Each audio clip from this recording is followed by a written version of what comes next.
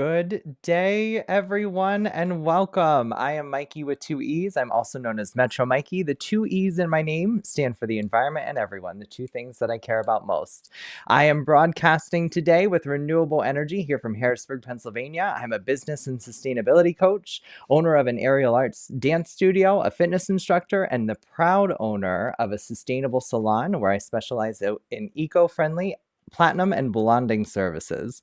I also have the honor of being one of our hosts and MCs for our Green Beauty Community meetups and webinars. If you're watching live, please drop your name and where you're tuning in from in the chat, and feel free to ask questions or comment anytime. We love keeping you all updated, so here are a few quick announcements.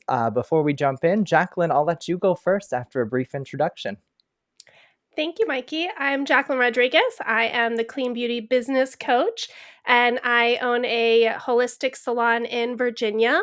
I'm also the founder of the Holistic Salon Academy and your host of the Green Beauty Community Podcast and the Impactful Salon podcast. And actually, my announcement today is that we have 2 new episodes on the Green Beauty Community Podcast with Anthony and Gloria Edge, 2 hairdressers turned educators and brand developers with sustainability on the forefront. And we have Melissa Stone, our first nail technician on the podcast. We will drop the links there for you to go in and check out these amazing guests. And back to you, Mikey. Thank you, Jacqueline. The podcast is doing amazing, so I can't wait for everyone to listen to those. And I do a little disclaimer. It's a negative emotion trigger warning here, but we want to take a moment to bring attention to the devastation effects brought by Hurricane Helene and Hurricane Milton.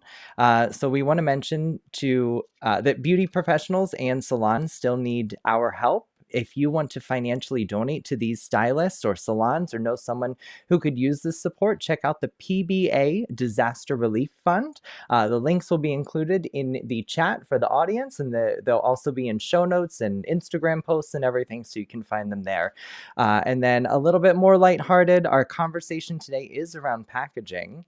Another resource that you can utilize from our partner Pact Collective, a nonprofit that focuses on the problem of packaging in the beauty industry. From design to end-of-life solutions, they're a great resource to help you as an individual, stylist, suite owner, salon owner.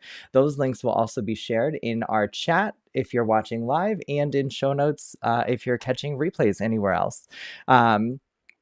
Before we start, as always, I'd like to remind everyone our mission is to make the planet a better place by empowering our community and promoting innovative and sustainable practices. We here at Green Beauty Community are committed to using eco-friendly materials and policies, reducing our environmental impact, and fostering a culture of responsibility and positive change every day. So with that said, as always, I'm honored to be here with my esteemed guest and fellow eco-warriors, today of whom we have Brandon Frank, who I believe, in the spirit of all of our technological difficulties, has just dropped out. Okay, awesome. Hi, Brandon. How are you? And give us a brief introduction. Yeah, doing great. First, I'm the CEO and old pack. Brandon, we can't see you or hear you. There we go. Can you? Yes, we got you back now. Oh, weird. Okay. So yeah, I'll just start over real quick. So name's Brandon. I'm the CEO and owner of PPC Packaging. We're a 54-year-old packaging supplier / distributor. And my grandparents actually started it. My parents worked in it for 44 years. And so I kind of grew up in the packaging space. I fell in love with sustainability and packaging when I was in college. I needed a job to help put myself through school, and I became the recycling guy, like on campus. So I would drive around this like really old red Toyota Tacoma that had like no tread on the tires during wintertime in Missouri or Illinois, and just went around all the different dorms and picked up all the recycling, and then would deliver it to kind of the recycling center. And it wasn't until my senior year where I learned that basically none of the items that I was actually delivering to the facility were actually getting recycled. And so family business, packaging, sustainability, like what is actually being recycled, it's like started this whole like thing for me. And so eventually it led me all the way to running the family business and bringing and kind of partnering with other people in the beauty space and personal care space, where there seemed to be a lot of energy and passion behind like, how do we do things better?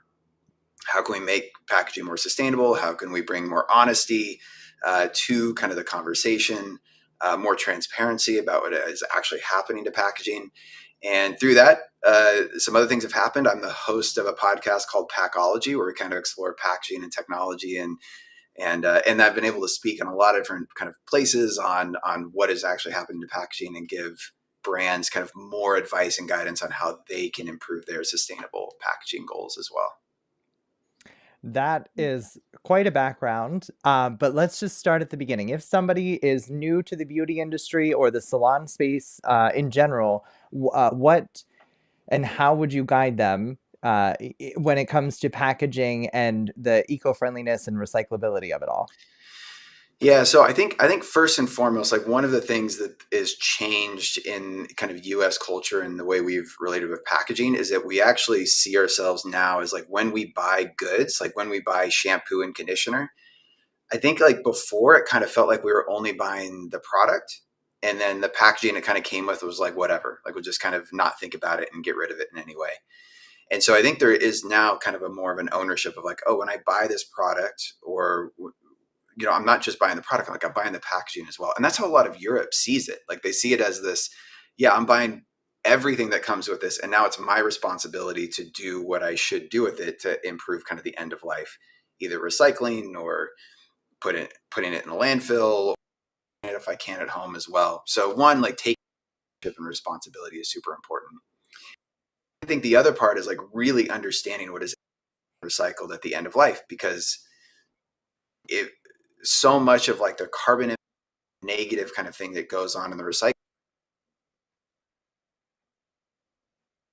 Get an item and they're like, all right, do I put this in the blue recycle bin or do I throw it away? And it's like, oh, I'll just chuck it in the recycle bin and they'll figure it out. It's called wish cycling. It's like we don't really know. And unfortunately, wish cycling is actually like the most expensive and the most destructive part to the recycling stream.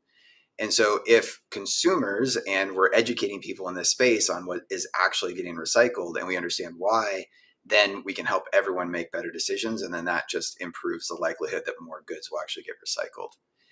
And so unfortunately, it's not great news. So there's really only a handful of items that are getting consistently recycled, and they're really PET water bottles, HDPE milk jugs, and kind of big containers there. Some polypropylene, which is another type of plastic, and then corrugate cardboard and paper products, and then metal, aluminum, steel, those types of things. Other than that, those formats and those materials are really the only ones that are consistently getting recycled in our current stream as we know it.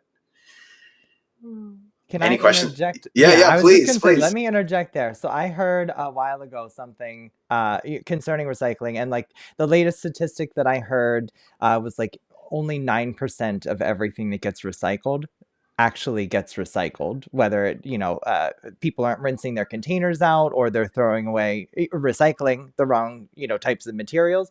But concerning that, I heard the like moniker 245 to stay alive. Are those because we have the little recycle symbol and then there's the number 1 through 7? Yep. Are So the ones that get recycled, are those in line with 245 stay alive? no, so it's really only one, which is PET. That's what, like clear plastic, like water bottles.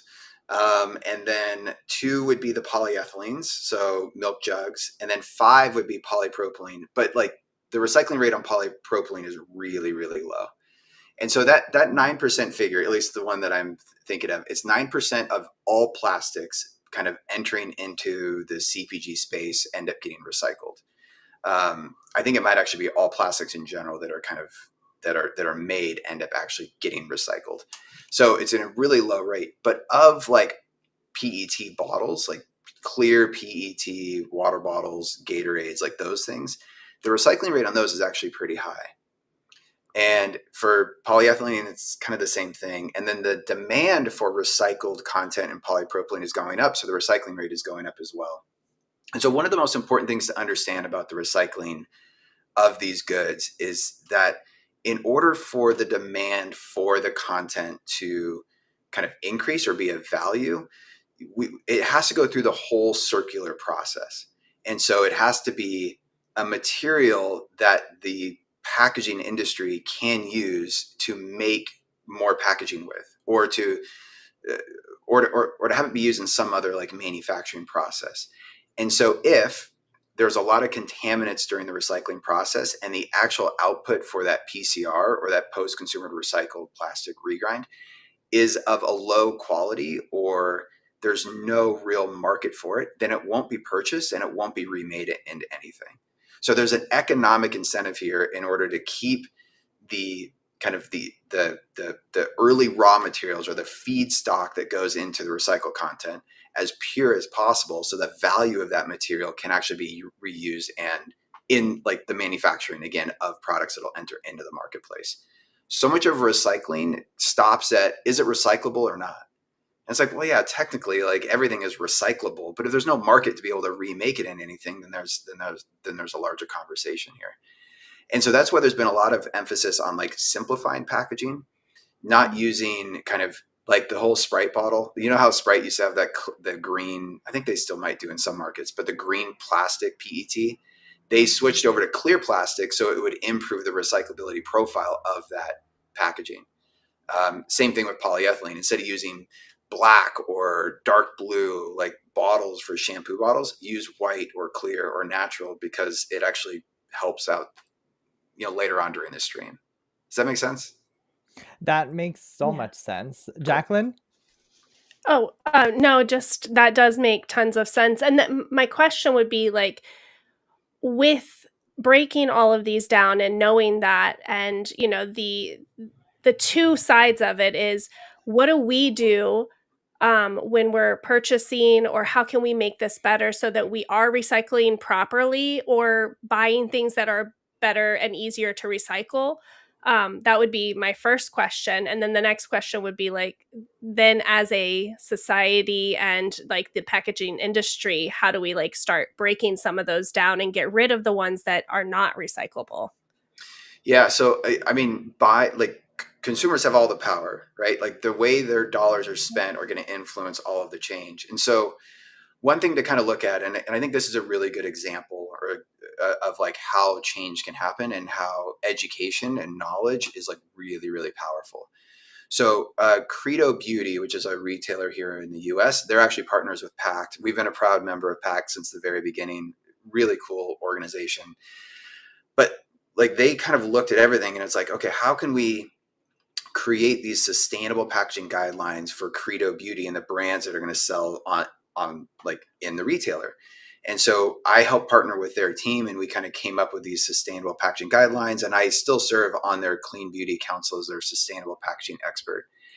And one of the most important parts is just really understanding like what are more sustainable formats, what are more sustainable materials in packaging, and then when consumers go and buy those products, are they changing their buying behavior based on, oh, I know that that's made with 100% recycled plastic and it's clear, and so I know that's actually the best format for that 12-ounce bottle is that one right there. So I'm going to buy that one to support that type of packaging, or to support that brand that has made it a priority to choose that type of packaging, right? Like that's kind of the thought process that I think consumers, and as a packaging nerd, I myself go through when I'm shopping for different products. It's like, who's really making the biggest effort to create more sustainable packaging, and then I buy those. I buy those products. And then I think the other thing that I look at are like which brands and which retailers are communicating the most transparency and the most honestly to consumers about what is actually happening to packaging too. So it's, for me, it's those two things that I would pay the most attention to. That was great. And that sort of segues right into like something that I just am going to have to talk about now, which is which materials are packaging components made out of, which ones are the best, which ones should we eliminate, and what are some of the pros and cons during the life cycle? Yeah, so it's a really complicated question because when we talk about all the different types of packaging and formats, like there's just lots of different things to consider. So what I'll do is I'll kind of explain the hierarchy that Credo Beauty kind of created in their sustainable packaging guidelines, because I think it's a really good place to start. So first off, and coming from a packaging person, this is kind of funny, but if you can reduce or eliminate packaging, that that's good. And so anything that's extra, anything that isn't needed or required for the brand or the product, try to what was called like lightweighting, so using less material, or the next step would be to get packaging that can be like reusable or that is using less material, but you get more applications for it. So there's different formats that kind of can be used there. There's concentrates to where you just add water at home. There's others where there's like a bottle, like an 8 to 12 ounce bottle, but then you have this big kind of what I call a spouch. It's like a big flexible, and then you kind of use it as a refillable. And then there's replacement cartridges and like airless to where you can kind of keep the outer packaging stays with the customer, and then the inner cartridge can get replaced. Fenty and some other brands are using these with good success. There's also a lot that aren't using it to great success because those have to be reused like 4 or 5 times in order for there to be like a really true sustainable benefit. So that would be the first kind of goal, is like, reduce, eliminate, use less, try to refill as much as you can. And I know there are more and more local programs that are doing refills with like glass packaging, or it's kind of like the old like milk jug model where you like go and get it refilled and you kind of swap out packaging there too. And to be honest, like any type of refill model, the best model are going to be hyper local options. And I think there's going to be more and more grocery stores and beauty salons where you can have those kind of refill programs kind of built in to kind of the economics of like those different businesses. So that's that. And then next would be, I would say, use natural substrates. So that would be glass, aluminum, and paperboard, kind of paper products. So those are all kind of naturally forming things in the environment. So if they end up in waterways or the ocean or in landfills, they're not going to cause extra damage like kind of plastics tend to do with microplastics and petro-based, kind of leaching in. So glass is basically made of sand, soda ash, limestone. And so it's melted down and then it's made into beautiful glass. And it can be recycled in a lot of different ways, and it can be infinitely recycled, which is really, really cool. It is really heavy. And so kind of the downside to glass and aluminum is there's a really high carbon impact because it costs a lot to transport. It's heavy, it breaks, and things like that. Aluminum metals are actually the most recycled material on the planet. We get really, really good at recycling aluminum early on. And really, we just found out, like, the packaging industry and recycling industry figured out that if it's cheaper to collect aluminum back from customers than go out and mine new aluminum. And so they created the whole kind of recycling stream in order to capture more and more of that material. And then paperboard is kind of the same way. It's easy to recycle, and it's relatively cost effective to do it as well. So yeah, so that would be kind of some of the advice that I would give. I love that. That was so good. I just, for my own curiosity, I would also love to get your intake on bioplastics. I've heard of mycelium-based packaging, Yeah. and then there's also edible packaging and smart packaging with integrated technology. Yeah. So to take the first one, so bioplastics, the one, there's lots of different kinds. And so again, it's like, I wish it were simpler, but it tends to be just a little bit more complex. So the most popular kind of bioplastics that people refer to are often are called like sugarcane resin. So bioplastics are basically, instead of using petroleum or oil to create the building blocks for plastics, they use a bio-based material. Usually it's like a waste or a byproduct, like sugarcane, like basically it's like the byproducts or the waste that's kind of created when they're like processing sugar. And so they'll take that, break it down, and then make plastics eventually into those raw materials. So the end result is still plastic. It's still the same type of plastic, PET, whatever it is at the end. It's just the origin of it isn't oil. It's these bio-based products. The other type of bioplastics are actual plastics that are kind of infused or blended with natural materials. So kind of picture like this really big hopper, and you have all these like little nuggets of like plastics, really tiny, like kind of things, and they fill it in. So then they'll melt those down and then they'll add in filler. And those can be any type of like kind of wood-based or bamboo or anything that kind of fill in the other, like basically just add as like an additive.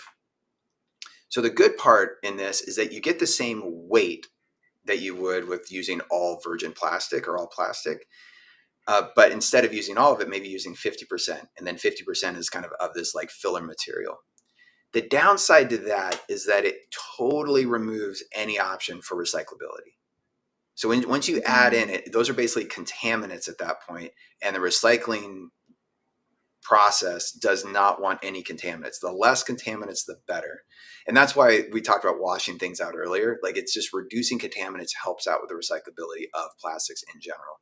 So those bioplastics can kind of mess that part up. And then in terms of all the other types of mushroom-based packaging, edible, kind of seaweed-based things that can kind of dissolve in the mouth, like all of those are really innovative and cool. There's going to be pros and cons to most of those. And we probably have to like dive into each one individually to like really flesh it out. But I think like the big takeaway is that sustainable packaging, the trend and the push is here, and it's like causing a lot of innovation in a lot of different ways. And I have gotten pressed for by people in my circle to ask this next one. And I do feel like you've already done such a good job explaining the different types and pros and cons. But the one that always comes up in my life and my coaching, sustainability coaching, is glass versus plastic. So let's do the mic drop and be the end all be all. What do you think? It's, again, it's complicated, but I think overall, you look at the plastic industry and the oil and gas that's used and the process and the microplastics and the leaching, and there's just a lot there that I think needs to be considered. Plastic is not infinitely recyclable. So even if you were to recycle it a bunch of times, eventually it would just have to be it would break down and have to be either incinerated or put in a landfill, to where it takes, as we know, hundreds, thousands of years to break down. And so there's that. On the glass side, right, it's sand. There is a limited amount of this really high quality sand that's out there and creating really big like beauty glass. And often the mining or the collecting of this sand can actually cause damage to environments around the world as they're kind of acquiring this sand, and then transporting the sand, obviously, and manufacturing with it has a much higher carbon footprint overall than plastic does. And so again, it's kind of what in our industry, we have what's called an LCA, or a life cycle analysis. And so for those that are really interested in like what's truly happening, these LCAs are becoming much more easier to obtain. And I actually think most brands are going to be sharing these LCAs with consumers as they get more and more informed. But there's kind of a pro and con to basically all of these different materials. I am not as anti-plastic as I think a lot of people are, because I think there is a functional place for it to exist in our market. I obviously think that we need to just be more aware of how to improve recycling rates, how to do it to where in formats to where it's, we're using far less plastic than this kind of like huge amount of plastic that's kind of overdoing it. But I also really love glass. I love the beauty of it. I love the weight of it. I love that it's infinitely recyclable. And I hope that our recycling streams in the US improve so that we can recycle glass more often. Thank you for those insights. I am still, I agree with everything that you said. It was valuable for our listeners. I'm still a huge fan and advocate of aluminum, because I think we have just out of everything. We always want to reduce. We always want to reuse, but if we have to recycle, I believe aluminum is just like the best way that we have to recycle. It really is. And again, like I said earlier, we just got really good at collecting aluminum, and you can decorate it really beautifully. I have some awesome samples here of things that we're working on right now with brands that are moving away from plastic into aluminum. The one downside with aluminum compared to plastic is that it's still really, it takes a lot of energy to melt and to use and to manufacture and to transport. And so and then it dents a lot too. And a lot of brands don't want a dented bottle or a tube when it shows up. And so there's just these other kind of factors that come into play, and it's also more expensive. And so that cost has to get passed along as well. So yeah, there's always some other side to it. I wish it was like a light switch answer. It was like, this is good, this is bad, but it's always a little more complicated. That's why we need to have these conversations, though. So thank you for that insight. Let me pass it over to you, Jacqueline.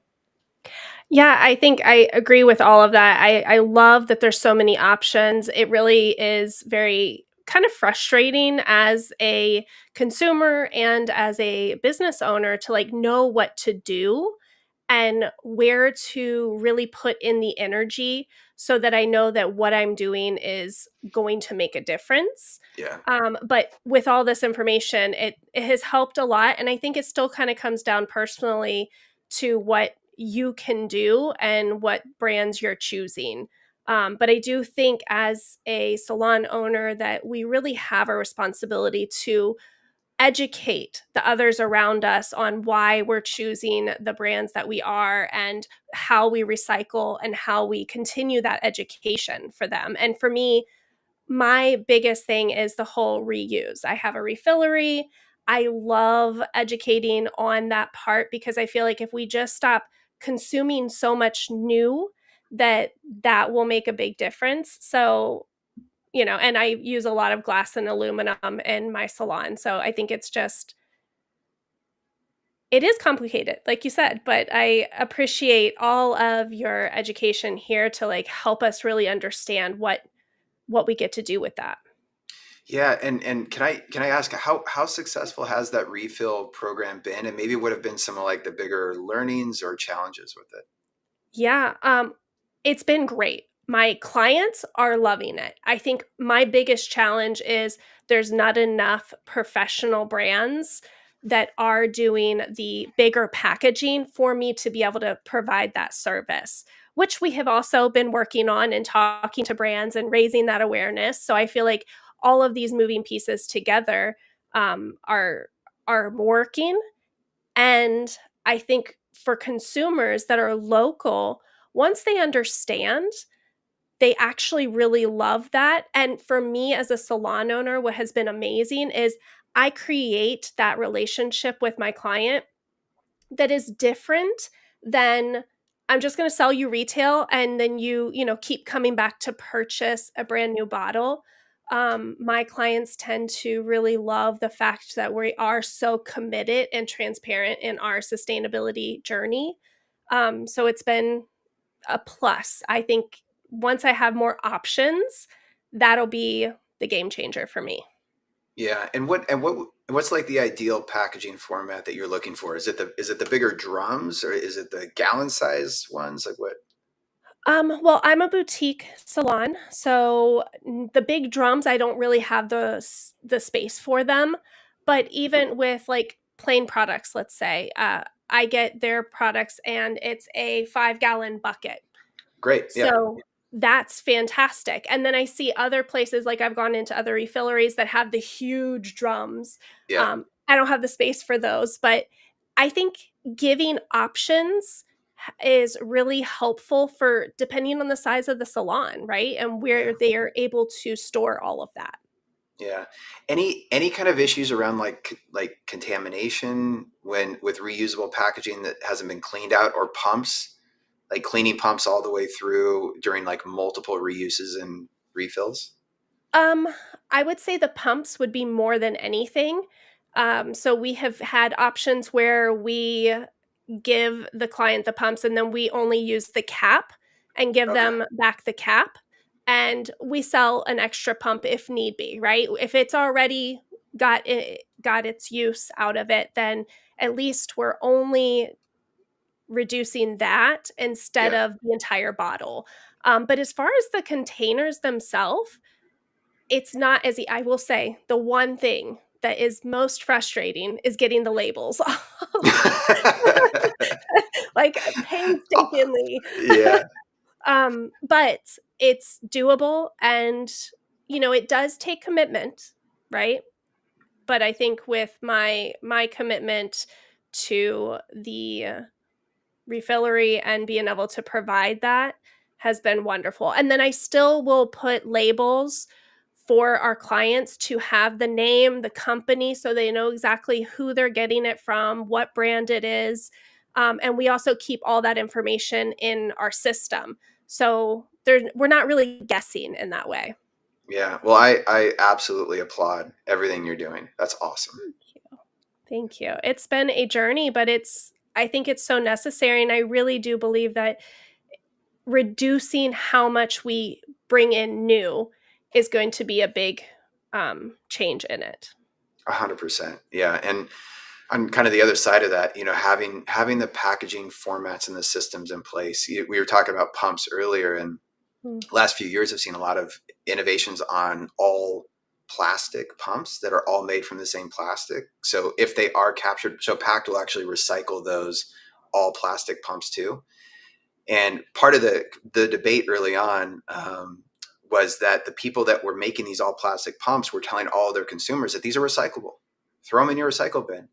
But there was maybe one recycler in the whole country that would actually process those pumps. Everyone else is going to see them and think that they're contaminants, and then just, basically transport them to the landfill.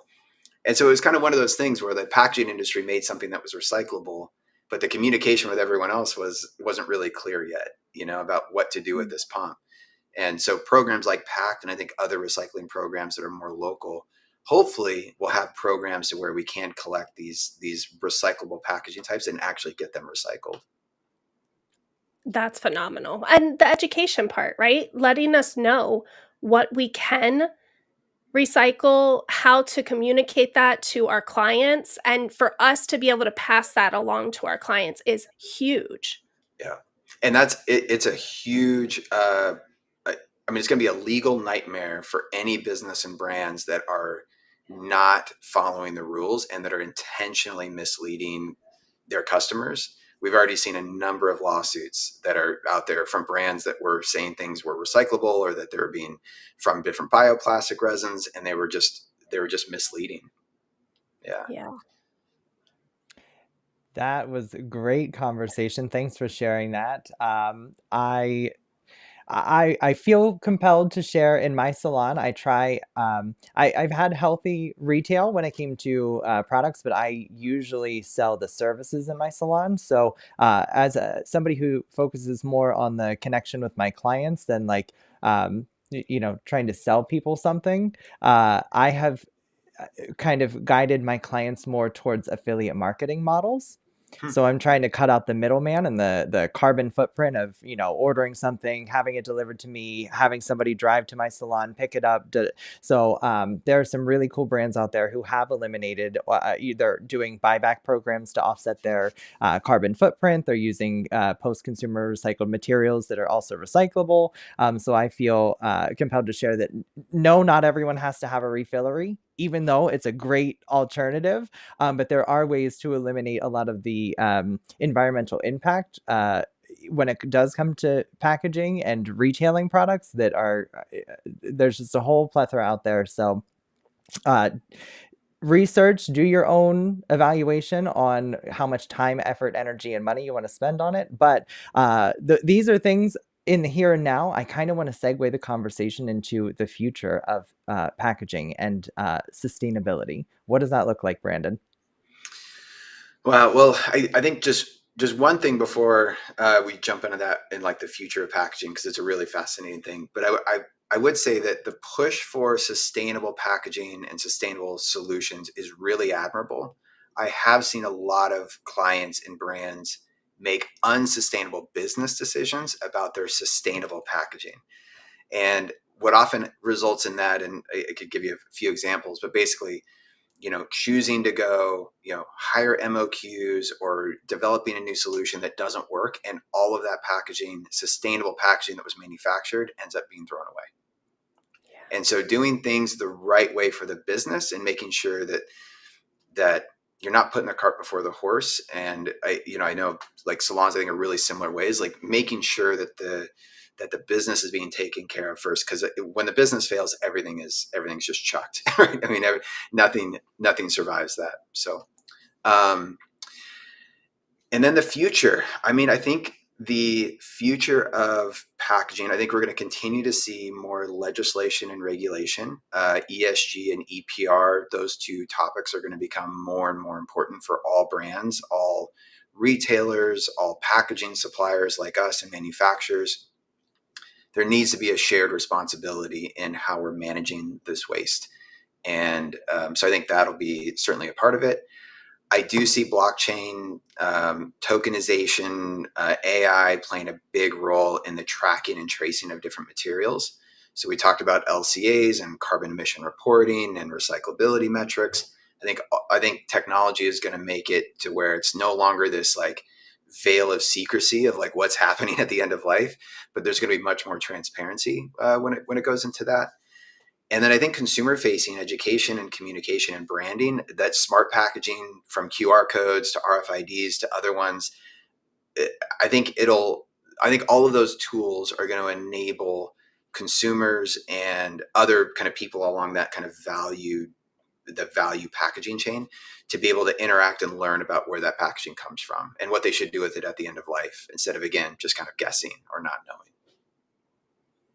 Oh, Love that's that. so good. And I always try to coach everyone, my clients, friends, family, anyone who asks. I love mentioning the climate shadow, which is just like the impact of all of our daily choices from start to finish, whether it's packaging, whether it's water usage, energy usage, renewables, hybrid car versus gas. Like every choice that we make has an impact. It has an environmental impact and it has an economic impact. So like it's come up multiple times and I just didn't say it until now, but like every choice we made, whether it was buying a phone, buying a shampoo, who do we purchase our energy from and our energy suppliers, like that, it's all so complex. And it's sometimes I don't bring it up in the first place because it can scare people off. But these are the conversations that the green beauty community needs to have. We need to be on the forefront of leading this educational charge so that people are aware that, I've heard a lot of people say, oh, it doesn't affect me, or, oh, it's too hard for me. And like whether anyone wakes up believing the packaging, doesn't affect them, like it still affects them and it affects us all. And I don't say that to be like a harbinger of doom or anything. I just think, continuously, if we're all doing, 1% more, then we're going to be able to eliminate and alleviate a lot of the environmental stressors that are coming down the pike. Versus, me or Jacqueline or you, Brandon, trying to do 100% all day, every day, which isn't sustainable for our life. In any capacity. So, Brandon, is there anything that we didn't ask you that we should have asked you? No, I thought this was a really fun conversation. I always really enjoy talking with kind of like-minded people and communities that are just kind of looking toward the future, that are trying to get better every day. Early on, when I was speaking a lot on sustainable packaging 6-7 years ago, especially in the beauty space, I would get attacked a lot, either online or at actual speaking at engagements, and it was really fun to kind of watch the tide turn. And now I feel like there's this overwhelming critical mass, like the tipping point happened, right? And so like progress and the sustainable packaging kind of movement, I think it almost has a life of its own now, which is great. That's And it's only going awesome. to get better. I think so. Yeah. And at least I hope so. Yeah. It was interesting because sustainable packaging was at the forefront of kind of everyone's discussion, and then COVID hit. And then all of a sudden the priorities were kind of realigned, and all of a sudden it was like, we don't care how much plastic we use. We need hand sanitizer. Like we need masks. Like we need all these things to like stay safe. So uh, I think it's important to realize that it isn't a straight, exponential, growth or improvement. Like there are going to be setbacks. There's going to be things that kind of happen. And just like in our own lives, like sometimes we can't do the most sustainable thing, and that's okay. But as long as we keep moving forward and we don't get disheartened with the lack of progress or the scale of the problem, that's a lot of people, it's just such a big problem. Like my individual choices aren't going to make a big difference. I think the more that we can combat that kind of attitude, then again, the better it will be long term. So true. I totally agree. Jacqueline, any final questions for our esteemed guest? No, just thank you for being here, having these conversations. Like, this is where it all starts, and getting that awareness out. So I appreciate you and everything you're doing. Thank you. I haven't been called esteemed in a very long time, so thank you, Mikey. I got you, buddy. So for those who may be wondering, where they can find you or how to connect with you after the webinar is over, where can we find you? Yeah, so my email is brandon@ppcpackaging.com. Feel free to reach out. See me as a friend in the packaging space, and I'm pretty active on LinkedIn too, so you can find me there. Awesome. Is there a website we can plug? Yep, ppcpackaging.com. If you're a brand that's looking for packaging or just really want to talk to someone about guidance or strategy, I'm happy to have that conversation with you too. Awesome. Well, thanks, Thank you. Brandon. We are looking forward to hopefully having you back many, many more times in many different regards. Jacqueline, where can we find you? You can always find me anywhere at Clean Beauty Biz Coach. On Instagram is where I'm the most active, and follow on the podcast as well. Awesome. Thanks, Jacqueline. Thank you, everyone who tuned in for our live audience. Thank you, anyone who's watching our live replay. As always, we have a sincere ask for everyone who's a part of the Green Beauty community or wants to be a part of the Green Beauty community. We're going to link a donation form as we are officially a 501c nonprofit organization.